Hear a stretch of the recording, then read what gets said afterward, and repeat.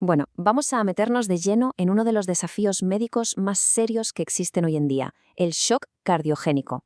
Vamos a desgranar qué es exactamente, por qué es tan increíblemente peligroso y sobre todo cómo se está luchando para intentar ganarle la partida.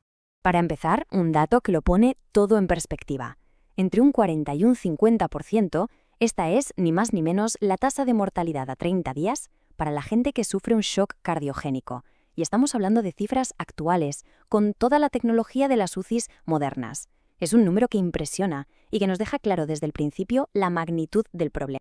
Entonces, ¿qué es exactamente? Dicho de una forma que se entienda, es cuando el corazón, de repente, pierde tanta fuerza que ya no es capaz de bombear la sangre que el cuerpo necesita.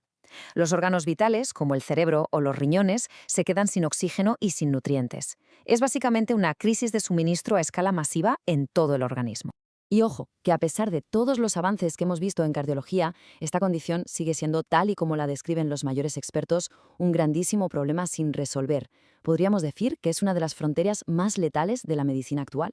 Para entender bien por qué es tan mortal, tenemos que ver cómo se desarrolla, porque no es algo que pase de un momento a otro y ya está, no. Es más bien una especie de cascada catastrófica, un círculo vicioso que se va retroalimentando y empeorando a sí mismo. A ver, ¿cómo funciona esta espiral? Pues mirad, todo arranca cuando el corazón empieza a fallar. Esto hace que baje la presión arterial. Y claro, si baja la presión, llega menos sangre al propio músculo del corazón, que se queda sin oxígeno. ¿Y qué pasa entonces? Pues que el corazón, con menos oxígeno, bombea todavía peor. Y esto hace que la presión baje aún más. Es la pescadilla que se muerde la cola, pero a una velocidad de vértigo. Al final, esta espiral provoca que a ningún tejido del cuerpo le llegue oxígeno, y el resultado es inevitable, el fallo multiorgánico. Y es que el impacto, como se puede intuir, no se queda solo en el corazón, ni mucho menos. Es un efecto dominó brutal. Los riñones dejan de filtrar, el hígado se resiente, los pulmones se encharcan, el cerebro puede sufrir daños que ya no tienen vuelta atrás. Es, en toda regla, un colapso total del sistema. Ahora bien, es súper importante entender que el shock cardiogénico no es un interruptor de encendido o apagado, es más bien un espectro, una progresión, y es vital que los equipos médicos sepan en qué punto de esa escala se encuentra el paciente y lo sepan rápido. Y para intentar poner un poco de orden en medio de este caos, se utilizan sistemas de clasificación como este, el sistema SETCI. Va desde una fase A, que es básicamente en riesgo, hasta la fase E, de extremo, que es una situación, pues eso, desesperada. Esta escala es una herramienta clave para que los médicos tomen las decisiones correctas en el momento justo. Y la pregunta del millón, ¿qué es lo que desencadena todo esto? Pues tradicionalmente el principal culpable era el infarto de miocardio, pero aquí hay una tendencia muy interesante. Como cada vez se tratan mejor y más rápido los infartos, está aumentando la proporción de shocks provocados por otras cosas, como por ejemplo una insuficiencia cardíaca que se agrava de golpe. Bueno, ya hemos visto la magnitud del problema. Pasemos ahora a la parte de las soluciones. Vamos a ver qué arsenal tienen los equipos médicos para intentar frenar en seco esa espiral descendente y darle la vuelta a la situación.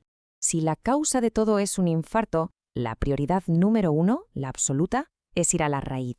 Hay que restaurar el flujo de sangre al corazón, lo que se conoce como revascularización. Y aquí hay un detalle súper importante que nos enseñó un estudio clave, el culprit shock. Demostró que es mucho más eficaz abrir solo la arteria que ha provocado el infarto y dejar las otras para más adelante, cuando la persona esté más estable. Pero claro, a veces con abrir la arteria no es suficiente. El músculo del corazón está tan dañado, tan tocado, que necesita ayuda externa para poder bombear. Es en este punto donde entran en juego los dispositivos de soporte circulatorio mecánico. Y aquí la cosa se pone compleja, porque no todos los dispositivos son iguales ni sirven para lo mismo. Por un lado está el ECMO, que es una máquina impresionante que puede sustituir la función del corazón y de los pulmones por completo. Suena genial, ¿verdad? Pues ojo, porque un ensayo clínico muy importante, el ECLS Shock, no encontró que usarlo de forma rutinaria salvara más vidas. Y luego, por otro lado, tenemos otros aparatos como las bombas de flujo microaxial. Estas ayudan directamente al corazón a impulsar la sangre y otro gran estudio, el Danger Shock, sí que ha demostrado que reducen la mortalidad, pero en un grupo muy concreto de pacientes. Así que, como vemos, elegir el dispositivo correcto es absolutamente vital. Y esta frase es la clave de todo. Revela el grandísimo dilema al que se enfrentan los médicos. Más de la mitad de la gente podría salir adelante sin necesidad de estas máquinas. Ponerle uno de estos dispositivos a alguien que en realidad no lo necesita es exponerle a un montón de riesgos, hemorragias, problemas de circulación en las piernas. Por eso, el reto más difícil no es tener la tecnología, sino tener la sabiduría para decidir a quién ponérsela y, sobre todo, a quién. Uf, menudo panorama. Entonces, para ir cerrando, ¿dónde nos deja todo esto? Vamos a resumir un poco cuál es la situación actual y hacia dónde parece que se dirige el futuro en el manejo de esta condición tan devastadora. Venga, vamos a recapitular las ideas principales. Primero, el shock cardiogénico sigue teniendo una mortalidad altísima. Segundo, no hay una bala de plata, no hay un tratamiento mágico que funcione para todo el mundo. Tercero, la clave del éxito está en personalizar, en darle a cada paciente justo lo que necesita. Y cuarto, y quizás lo más importante, el mayor desafío es saber quién se va a beneficiar de verdad del soporte mecánico. Para todo esto, está claro que hace falta urgentemente mucha más investigación. Y así, al final, la pregunta que nos queda en el aire es bastante profunda. Con algo tan complejo, ¿estamos buscando una solución única? ¿Una especie de cura milagrosa que quizás ni siquiera existe?